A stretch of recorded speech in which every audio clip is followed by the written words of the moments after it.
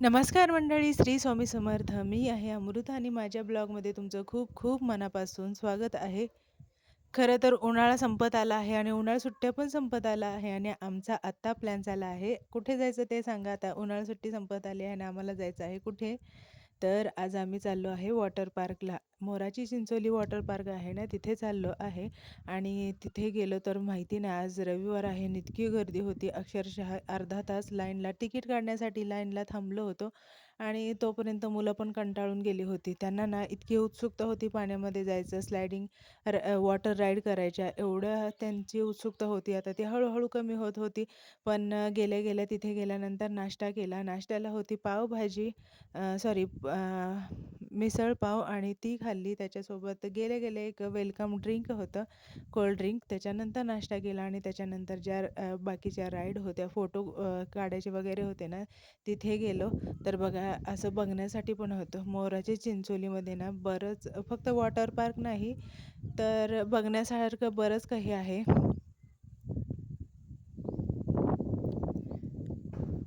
सुरुवातीला आम्ही आतमध्ये गेल्यानंतर जे बाहेरचं जे बघण्यासारखं काही आहे, काही गोष्टी आहेत ना, त्या बघितल्या आणि त्याच्यानंतर म्हटलं पाण्यामध्ये जावं वॉटर पार्कमध्ये आणि तिथे गेल्यानंतर मग डायरेक्ट बाहेर आलं की घरी जाता येईल असा विचार करून आम्ही गेलो होतो. तर इथे स्कूल पण आहे आणि आतमध्ये एक प्रदर्शन लावतात ना, तशा प्रकारे डेकोरेशन वगैरे आहे. लहान मुलांसाठी खेळ वगैरे आहेत आणि इथे बघा शिवाजी महाराजांचे किंवा महाभारतातले जेवढे पण किल्ले आहेत ना, तर त्याचे फोटो लावलेले आहेत.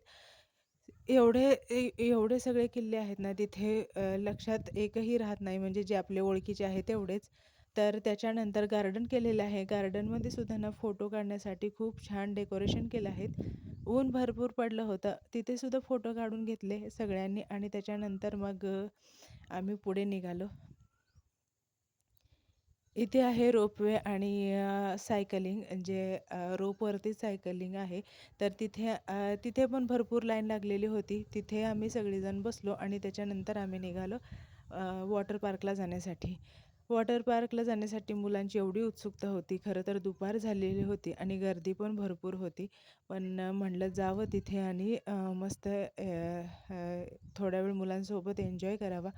भरपूर गर्दी होती त्याच्यामुळं ना जास्त राईड वगैरे केल्याच नाहीत आणि एन्जॉय करायचं आहे अशा हेतूने गेल्यामुळं आम्ही मोबाईल पण घेऊन गेलो नव्हतो. आणि त्याच्यानंतर खरी मजा तर इथे होती, जी बैलगाडीमध्ये बसता येत होतं. म्हणजे तिथे बैलगाडी होती, घोडागाडी होती, उंटगाडी होती, ट्रॅक्टर होता आणि थंडीच्या दिवसामध्ये इथे हुरडा पार्टी पण असते. पण आता सीझन नसल्यामुळं, उन्हाळा असल्यामुळं ना तसं काही नव्हतं. तर मुलांना याच्यामध्ये बसवलं आणि मोठा जो गावाकडचा झोका असतो ना, तशा टाईपचा झोकासुद्धा होता. तर इथे थोडा वेळ गेला आणि पाण्यामधून आल्यामुळे चेहऱ्याची पण अशी अवस्था झाली होती. पूर्ण तोंड काळं पडलं होतं आणि टिकली वगैरे सगळं निघून गेलं होतं. आता बघा घोडागाडीला तर आम्हाला नंबर लागलाच नाही. बैलगाडीमध्ये रेयांशला आणि बाकी सगळ्यांना बसवलं आणि त्याच्यानंतर मग आम्हाला जायचं होतं खाली. खालच्या साईडला तिकडे चिंचेची झाडं दिसतात ना, तिकडे मोठे-मोठे झोके बांधलेले होते, जे गावाकडे असतात ना तशा टाईपचे.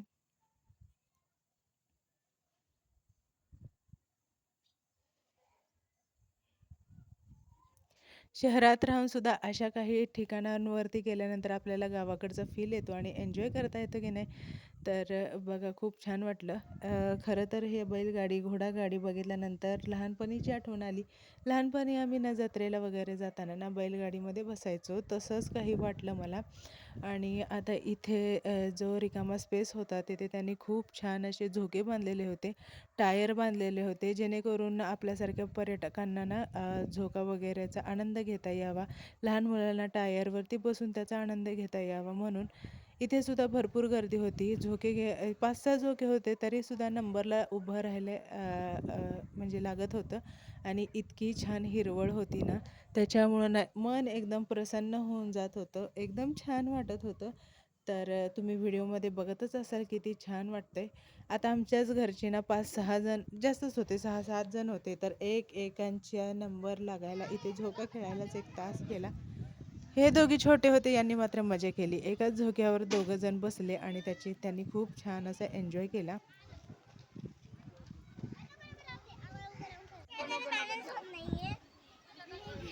तर यांना काही असा मोठा झोका वगैरे काही माहीत नाही बरं का. पण पहिल्यांदाच आपलं त्यांना मोराची चिंचोली अशा ठिकाणी गेल्यामुळेच खूप मजा आली आणि खूप छान वाटलं. आणि मी तर आता लहानपणी झोका खेळलेले. त्याच्यानंतर आता याची साईज मोठी होती, म्हणजे लांब होता, त्याच्यामुळे झोका काही लांब जात होत नव्हता. झाडाची फांदी वाकडी होती त्याच्यामुळं तर अजिबातच नव्हता. आणि खरं सांगायचं म्हटलं तर बऱ्याच वर्षानंतर झोक्यावर बसलो होतो, त्यामुळं एवढं कॉन्फिडन्सनी झोका घेता पण येत नव्हता.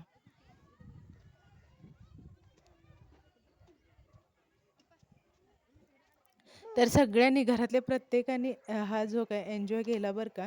आणि त्याच्यानंतर आम्हाला खरंच घरी जायला लेट झाला होता, तरीसुद्धा ना तिथे कुठेतरी पाय फिरतच राहत होते. म्हणजे तिथंच कुठल्यातरी गोष्टीमध्ये अडकून राहत होता. तिथलं जेवण म्हणा, नाश्ता म्हणा किंवा स्नॅक्स एवढं खास नव्हतं. पण सगळं गावाकडच्यासारखं जेवण तर एकदम छान होतं.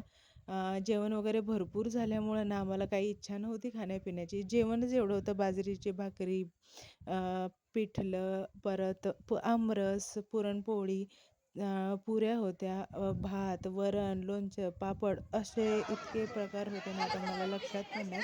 तर सगळीकडे फिरून आल्यानंतर हा जो चौपाळा आहे त्याच्यावरती पण आम्ही आनंद घेतला, तो पण सोडला नाही. सगळ्यांनी बसून तिथे फोटो वगैरे काढले, थोडा वेळ रिलॅक्स बसलो आणि त्याच्यानंतर आम्ही निघालो. आता निघताना ना समोर रियांश पळत गेला होता, कारण तिथे पप्पा आणि मामा गेलेले होते त्याचे.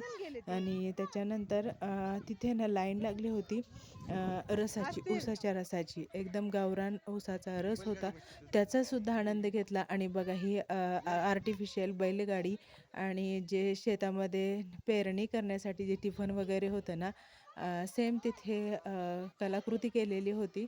आणि इथे सुद्धा फोटो काढण्यासाठी खूप छान होतं. आणि रेयांश म्हणत होता, त्या टिफन घेतलेलं ते लेडी होती ना, तिला म्हणत होता, "ए हे माझं आहे, मला दे, मला सोड." म्हणजे इतकी छान मुलांना सुद्धा ना आपुलकी आणि खूप छान वाटतं की नाही. तर इतकं छान वाटलं. जाऊ दे, एखादा दिवस तरी गावाकडच्यासारखा जगता आला असं याचं समाधान झालं. आणि ह्या बैलांवरती वगैरे बसून रिअल बैलांवरती फोटो काढता येत नाही, पण या बैलावर बसून फोटो काढले. आणि त्याच्यानंतर आम्ही निघालो घरी. चला आपण भेटूया नंतर व्हिडिओमध्ये. तोपर्यंत बाय.